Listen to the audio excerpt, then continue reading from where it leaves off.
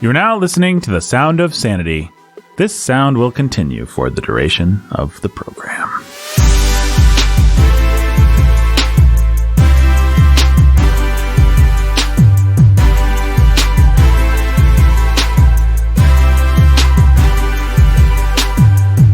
Hey everybody, welcome to Sound of Sanity. It's your old pally, Nathan Alberson, your humble and obedient host, the man with the most.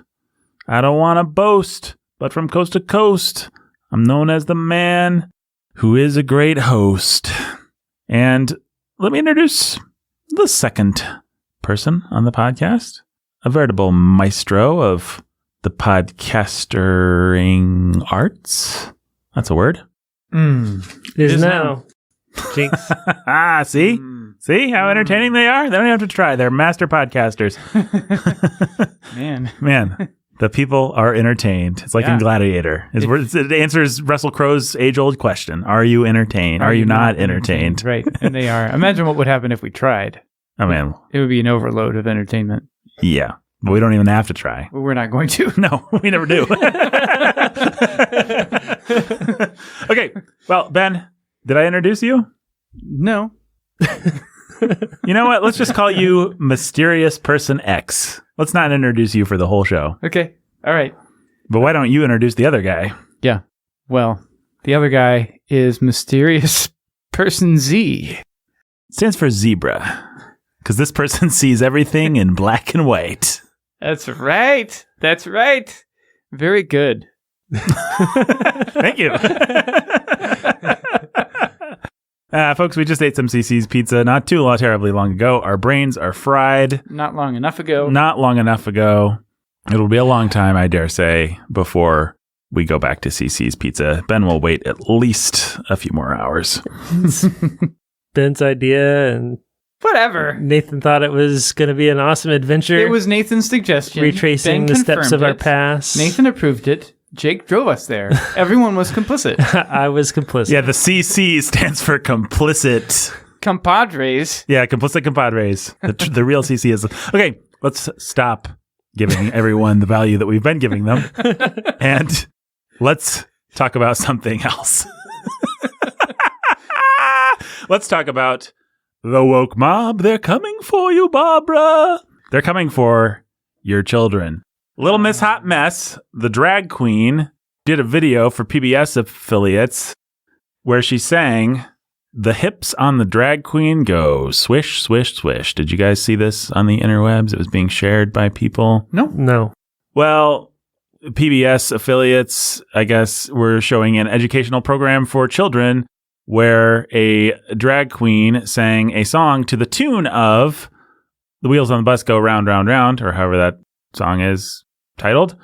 But instead, it was all about drag queen things. So her hips go swish, swish, swish. And it was just a bunch of drag queen stuff, normalizing it for kids. So that's something that I saw. Ben, I dare say it's not. You're right. You know, Nathan, that was an unthinking comment. You should not say that such things are cool on our conservative Christian podcast. Cool. Uncool. That's right. That's more accurate. The second thing that I saw was a Blue's Clues segment, which apparently Blue's Clues is still a thing. It's a thing. Oh, it's a thing. I saw this segment, and I saw that it existed and had to tell Amanda that she has to be careful about putting on Blue's Clues for the kids. Yeah. She does from time to time. That is super lame. Because your son, Peter, he's 13 years old. He loves Blue's Clues. He's always begging mom to turn it on. And Lucy, what is she? She's 11, 12, something like that. 12 this year. She's finally old enough to enjoy Blue's Clues. Yeah. At least for my kids. Yeah. Mm-hmm. Well, your kids, they're slow but steady.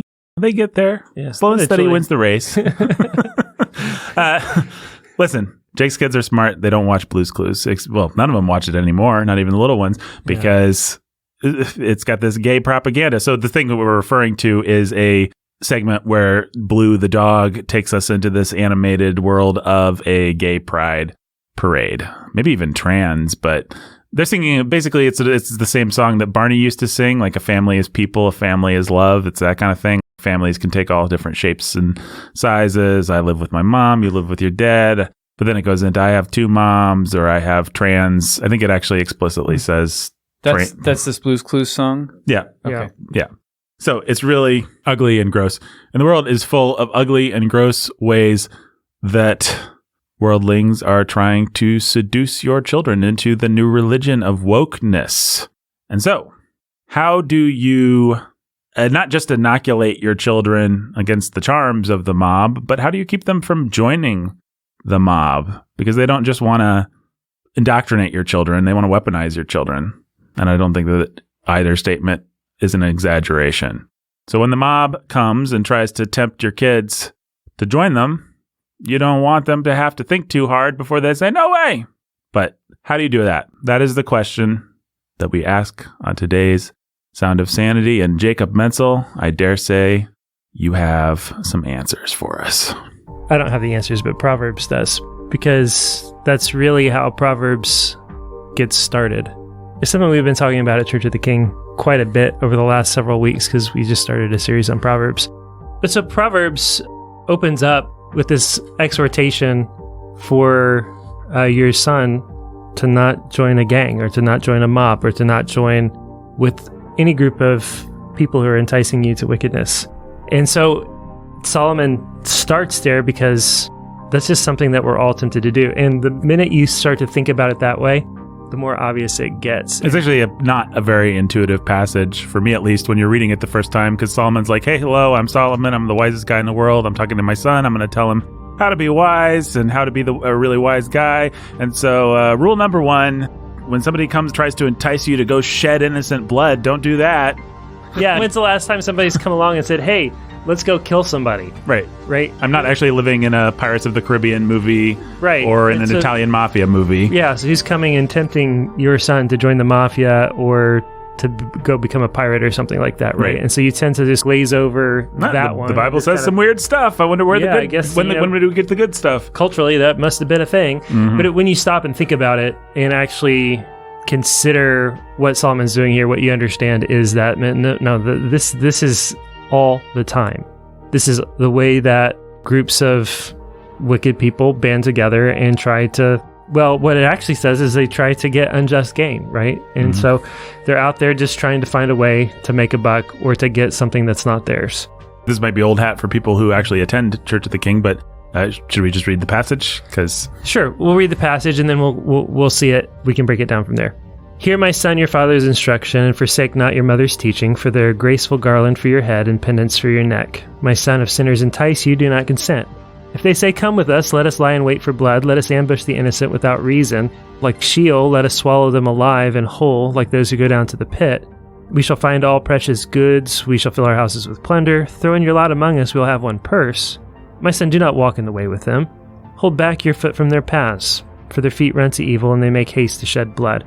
For in vain is a net spread in the sight of any bird, but these men lie in wait for their own blood.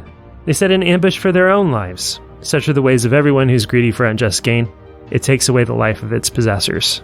So, just a couple of things about this passage that I think, once you see it and you have it in your head, they're handles to understand all the ways the mob comes, the gang comes, the pirates come, any peer group comes to put pressure on you to join them in their wickedness or in their sin. And then you can start to see both the outs that Solomon gives his son and also the ways to insulate yourself, inoculate yourself, and inoculate your children against these things. So, for instance, the very first thing they're going to come to you and say is, come with us, right? So, number 1, they want you to be a part of the in crowd. They're appealing to your desire to be included and to belong. And so, 1, you need to see that. They're going to come and say, hey, aren't you alone? Don't you feel lonely? Don't you want to be a part of the cool kids? Don't you want to sit at the cool table? Don't you want to be a part of the group? That's the first point of appeal. And so 1, you need to recognize that that's part of the appeal. And 2, you need to give your kids a place of belonging that's stronger than that. And there's a reason why actual gang violence correlates directly to fatherlessness. And there's a reason why this exhortation starts with, hear, my son, your father's instruction. So one way to insulate yourself and your kids is just give them a place of belonging that's bigger, because that's going to be point 1 of the appeal. Come with us. Join us. Be a part of the in crowd. Number 2 is we're going to do something really exciting and exhilarating that's going to get your blood pumping. It's going to have the allure of the forbidden. That's the let us lie in wait for innocent blood. Let's do something crazy. Let's do something wicked. Let's do something adventurous and exciting that has the allure of the forbidden. We'll swallow up our victims like death, like the pit. In other words, we're going to get away with this. We're not going to get caught. There's not going to be any evidence. So there will be no consequences. Instead, we'll get rich. We'll find all precious goods. We'll fill our houses with plunder. Throw in your lot among us. We'll have one purse. All for one, one for all. We're in this together. No matter how we act towards outsiders, within our group, we're going to be for each other. And at the end of the day, we're going to reap without having sown. Come with us. Come be a part of the in crowd. We're going to do something crazy and forbidden and exciting. We're not going to get caught. We're going to profit off of this and get rich. And we're going to be in it together to the end. That's the way that the mob comes to you.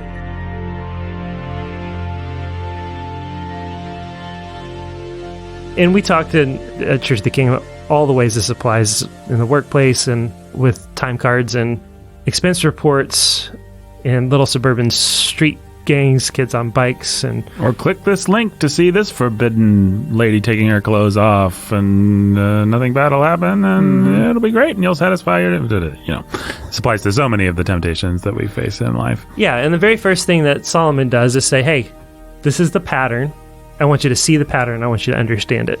If you want to win at life, if you want the crown, if you want the medals, if you want to be recognized, you gotta stay away from this stuff." Everybody who thinks that they're going to get rich without doing the work, and they're going to do it by taking advantage of other people, it's all going to come back on them one way or another. Mm-hmm. There is no such thing as reaping anything without sowing. You're always sowing. And so you think you're going to go and you're going to get good stuff by attacking the innocent. Well, what you're actually doing is sowing violence, and you're going to reap destruction. It's going to come back. It's always going to come back on your head. Understand it's going to come back on your head. Run from it into what's good.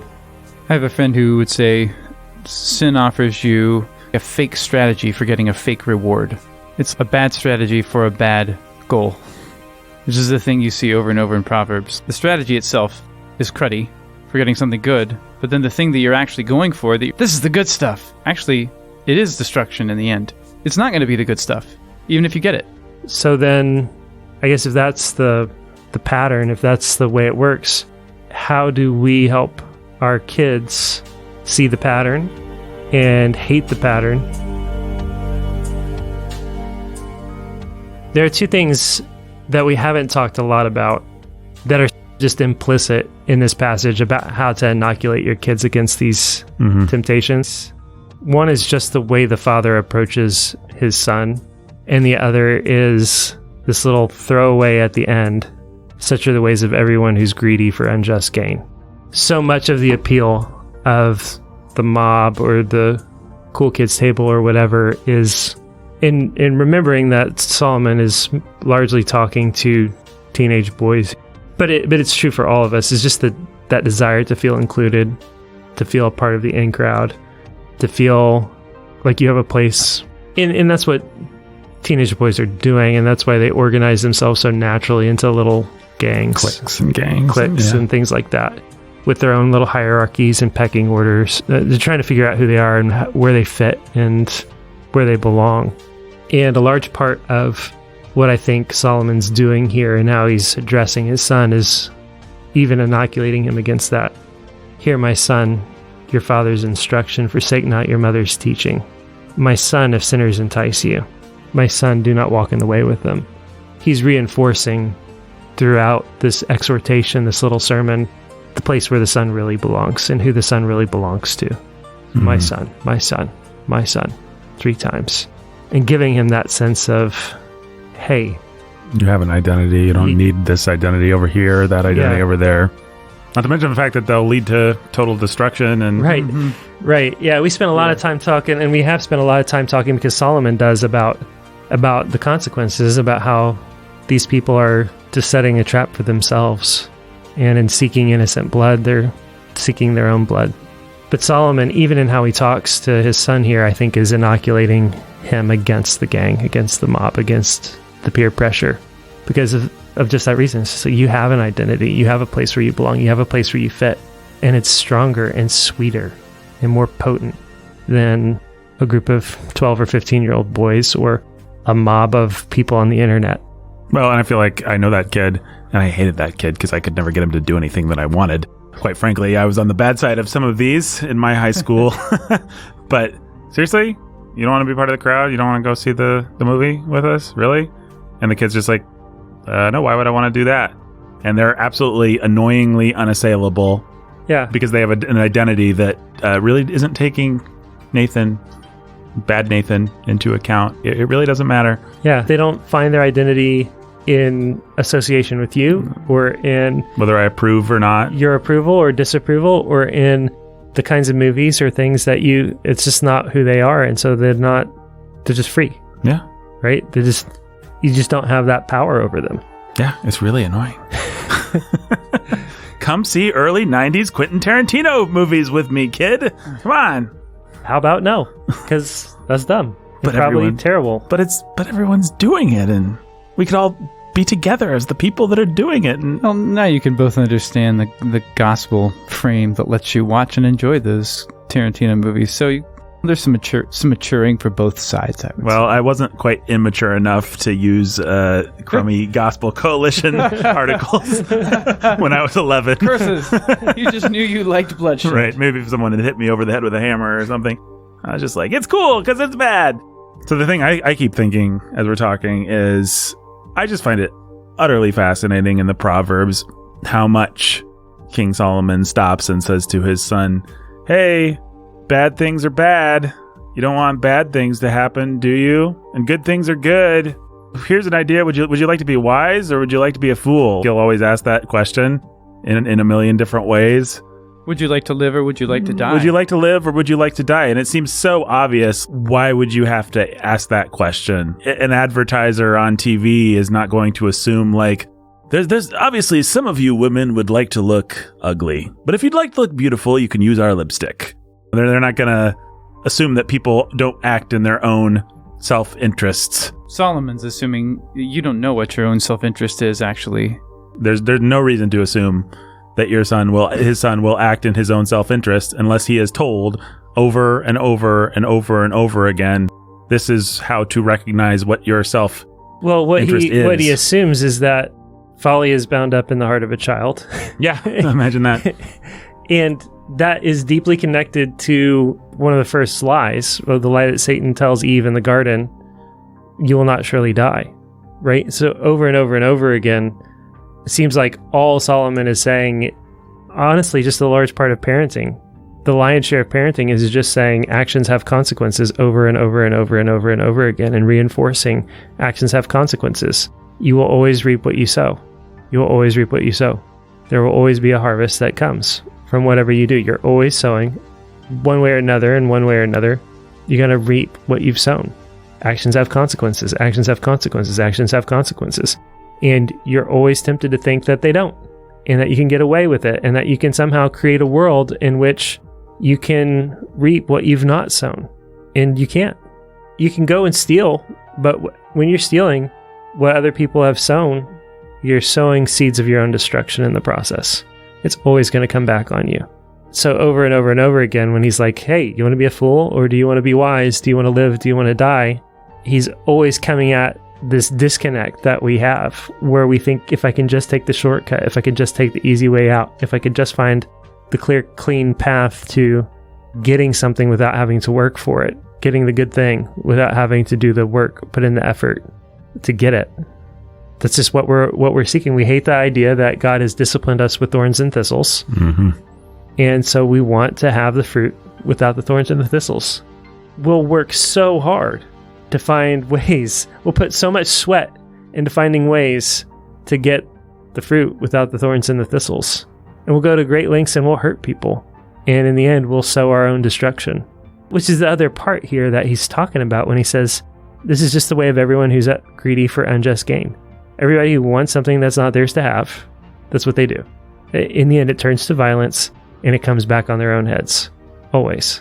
And so much of Proverbs then is about, hey, don't seek unjust gain. Just be honest and have integrity and work hard. It's helpful to me to think of Proverbs as pattern recognition. Wisdom is pattern recognition. It's just, if X, then Y. If X, then Y. If X, then Y. If you're lazy, you starve. If you work, you eat.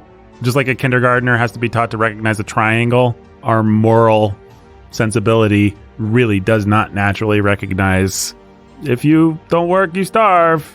And so just having a father come along and say that over and over and over and over and over and over again until your brain just starts to get to the point where you can begin to recognize an obvious pattern. Yeah, well, there's that. And then there's also that there are quote unquote successful criminals and there are people who are lazy and they seem to be just fine. And so Proverbs is also going to spend a lot of time telling you, yeah, there's a normal pattern, but if not everything matches the normal pattern, there's the judgment coming. In fact, you've got to remember God is watching everything, and he'll bring this to the conclusion that I'm telling you. One way or another. And while we can all think of exceptions, also mostly everything just basically follows the pattern. Mm-hmm. Yeah. Yep. The exceptions really are exceptions. Yeah, they prove the rule. And they come with their own hidden judgments. Yes. That's also true. That are hidden from you that you don't see. It's easy for you to think that, oh, he died peacefully in his bed after a life of that. Yeah, and what you don't realize is how lacking in peace that life really was. Right. Yeah. How troubled the conscience, how scared at every turn of being found out, and how terrified going down to judgment. What? All the things that had to be done to sear that conscience and continue on that path. Well, all you have to do is watch any HBO show. Not that I recommend it, but all you have to do is watch any modern show or read any modern novel to see the ways that people attempt to cathartically deal with how miserable their happy first world lives, where they have everything that princes of other civilizations would have dreamed of having, actually are. Mm-hmm. People just live in existential misery. It's funny, now that you say that, it's funny that most HBO shows are just people becoming kind of fascinated with this pattern and continuing to live it out. Even the movie stars themselves live in these patterns, as we know from the tabloids. Yeah, well, that's why self-destruction. That's why the first season of something like Game of Thrones or Sopranos or whatever is always a lot more exciting than the last season, because the last season's always just like, well, the pattern continues and we don't really have anything to say about it, but it's nudity. You guys like that, right? Everyone dies. Yeah, everyone dies. Well, Walter was always going to die. Yeah. Oh, boy. I wonder what's going to happen at the end of Breaking Bad. And he had cancer, so he's going to die one way or another. Well, hey, we need to connect this more to wokeism specifically. So the woke mob is coming. How does this apply? How does the woke mob encapsulate the lies that the people are telling in Proverbs 1? First of all, it's just a mob, period. And part of the appeal is be a part of the crowd, the in crowd. And so the bigger they can be, the bigger they can feel, the louder and more ubiquitous they can make themselves, the more alluring they'll be. Well, and I think especially with something as monstrous as, say, a drag queen parading his shame in front of kindergartners, something that horrendous, something that conscience searing, a large part of the appeal has to be there's a big mob behind this, because there ain't that much other appeal for a lot of these things, actually. A lot of what drives the woke mob in particular is just be one of us. Yeah. Or face the consequences. Mm-hmm. Well, and then the bigger the mob gets, the more bold it gets in its traipsing into the forbidden, and the more confident it becomes that it can escape the consequences, right? If you have the majority, and you can see this, abortion's one big example of this, where the mob has decided, the mob's become the majority. Even if you want to say it's not the actual majority, it was the gang of Supreme Court justices and political elites. Fact is, we've not been able to do anything about it for 50 years. Mm-hmm. And so abortion is something where we've all decided that we can come and lie in wait for innocent blood and take our victims down to Sheol and have them be completely consumed and covered up, and there'll be no consequences, and we'll all get rich because of it. We'll all benefit because of it. To take just a big, bold example of that. And we'll be in it together. So the bigger the mob gets, the more it thinks it can get away with. It's almost like the more it has to get away with. If part of its allure is The thrill of the forbidden, it has to keep pushing the line. That's right. So, for example, with abortion, the whole thing in the 80s or whenever was, no, this was a Clinton thing, actually, the 90s, safe, legal, rare. That's not cool anymore. You're not supposed to say that anymore. You're supposed to shout your abortion. You're supposed to shout your abortion. Right. Thank goodness for my abortion. I'm so glad I got my abortion. It gave me this career. There was nothing painful or guilty about it. The more brazen you are, the better. The more willing you are to acknowledge that what you've actually done is, in fact, kill a baby. That's where the edge is now. What people are really willing to just own. It used to be you had to deny that what you were doing was killing a baby. And increasingly, you don't have to. So not only is it shout your abortion, but it's acknowledge exactly what you're doing and just say that we've all collectively decided that this is good and for the best of society and for the best of those babies. But when women do shout their abortions, there is a thrill to it. It's not just like, this is a considered decision for the good of society. That's just the mask. But the thrill is, whoa, I don't believe we're doing this. And getting away with it. And getting away with it. Yeah. That's the thrill. I think there is always an allure to sin and an allure to death in and of itself. I think that's always a component. We are mistaken if we think that it's always the cheese that traps us into the mousetrap. We are perverse enough that we actually kind of love the mousetrap too. The mousetrap it represents to us in a delusional way autonomy. This is my escape from God. God says, come and live and leave your sin. And I say, you're not going to trap me, God. I'm going to die. Yep. I'm going to control my own death. I'm diving straight into hell. I know how to be a slave in a way well, that it is that you. I can control it. There really is no such thing as consequences, and I can rewrite the way that you wrote the world. Mm-hmm. Right. We can rewrite the world into a world without consequences. We can rewrite the world into a world where you don't reap what you sow, actually. We just have even distribution. Right. Right. Right. And on some level, there's an insane thrill in knowing that you're being insane as you try to do things like that, because the knowledge of God is written on our hearts. Right. And we see it everywhere, and we're suppressing it.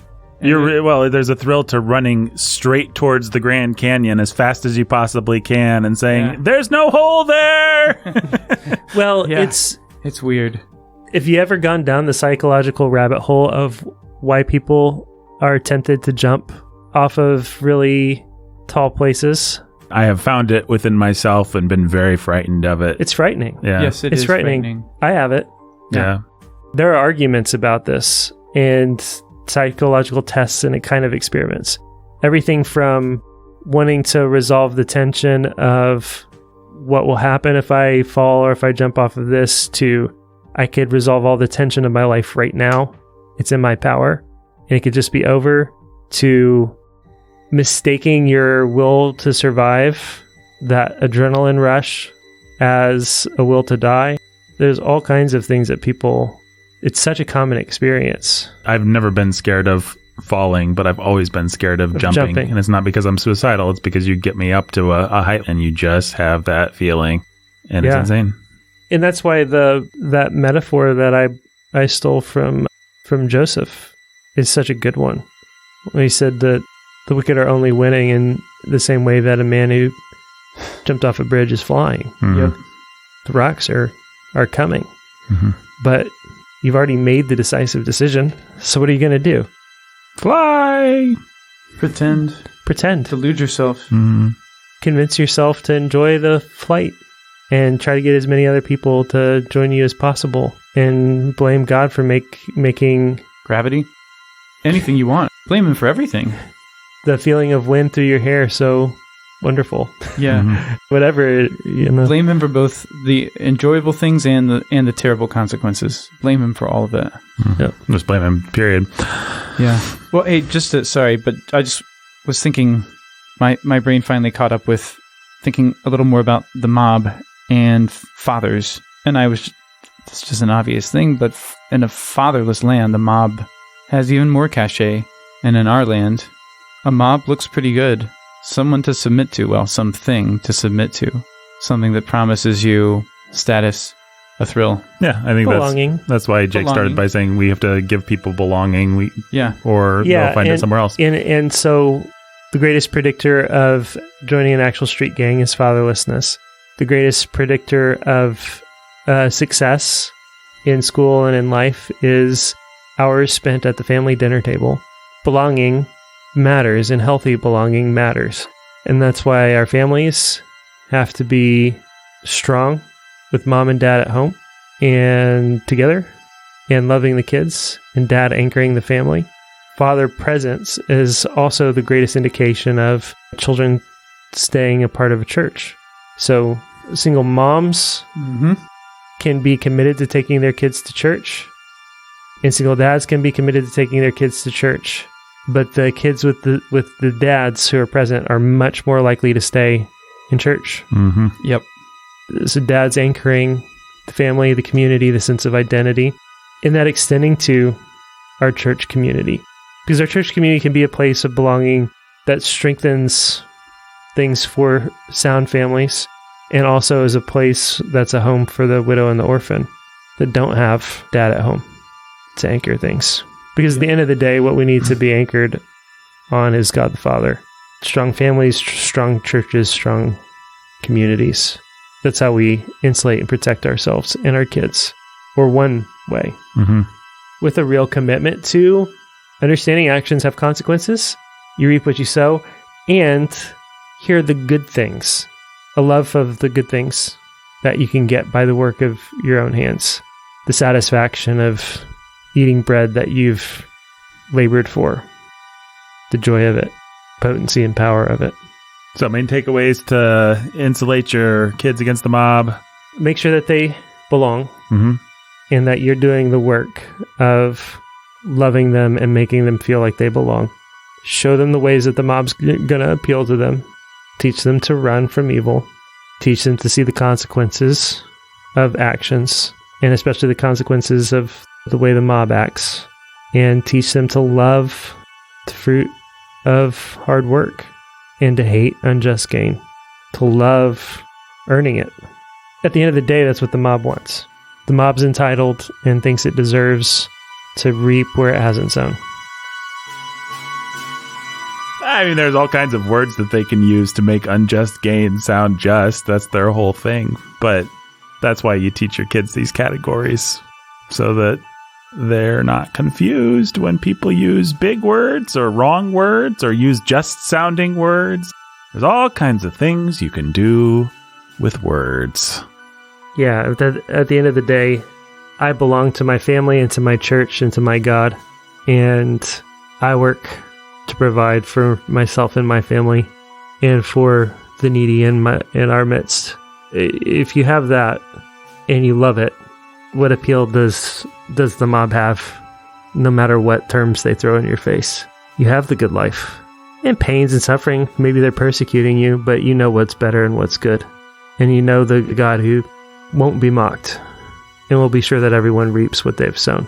Well, I'm not too worried about our kids being able to articulate a rational argument against, for example, reparations, because I don't think that people are swayed by, generally speaking, rational arguments one way or another. They are swayed by their fears and their desires, and what we're talking about is properly forming your child's fears and desires such that someone could come along with any group of words strung together and they'd say, oh, that's not what I'm afraid of. Yeah, and that's not what I desire. Proverbs is about forming character and forming intuitions through understanding the fear of God, the nature of consequences, and recognizing patterns. Because for exactly that reason, at the end of the day, we're not rational, we're intuitive. And we just need our intuitions and our desires and our fears formed and shaped and pointed in the right direction. And that is what Proverbs is about. And all of chapter 2 of Proverbs is exactly about that. That's the whole point of that chapter, is your heart needs to be formed and shaped by wisdom so that you respond rightly and are insulated and protected against the lies of deceivers and the flattering lips of the adulteress and everyone who's coming to you. You have the right instincts. You know how to respond. So that you can then be free to have a rational thought, which we on the podcast support rational thought, cutting that devil off at the knees before he shows his ugly head. Yeah. Yeah, but free thought is the product of Right desires. and self-discipline and self-control. Right? You can't begin to think freely if you're controlled by your lusts and your sinful fears. And the amazing thing, all this psychology today, it doesn't matter who you read, dopey Malcolm Gladwell or Scott Adams or whoever out there saying, we have this idea that we can rationalize our way to whatever, but actually we really just respond to things based on the way, the Bible knows that. Solomon knew that. That's why we're focused on training the hearts and character of our children so that they respond to these things in the right way and have the right intuitions. And intuition is something that can be shaped. We've talked a lot about helping your kids fight against the mob generically. What specifically about wokeness, if you were going to say anything about that? Wokeness always disconnects reaping from sowing. That's really the entire project of Marxism and of both sexual wokeness and economic wokeness, all their wokeness, I would say. It's just a scheme to say, we're going to level the playing field, which means... We're going to tilt the playing field. Yeah, we're going to tilt the playing field. God made a level playing field. What we need to do is tilt it in our favor. And so we need an oppressor to make our victim so that we can reap what we've not sown. And that's not the world. People do reap what they've sown. And we all have personal responsibility and personal agency. And none of their schemes admit to that. And speaking of admitting things, one thing that I'd like to admit is that a great place for people to support this show is patreon.com/Sound of Sanity. Just today, we posted a video where Ben talked about what we were doing today in an amusing manner. And then we panned over to Jake, and he was busy doing the very thing that we were doing at that moment.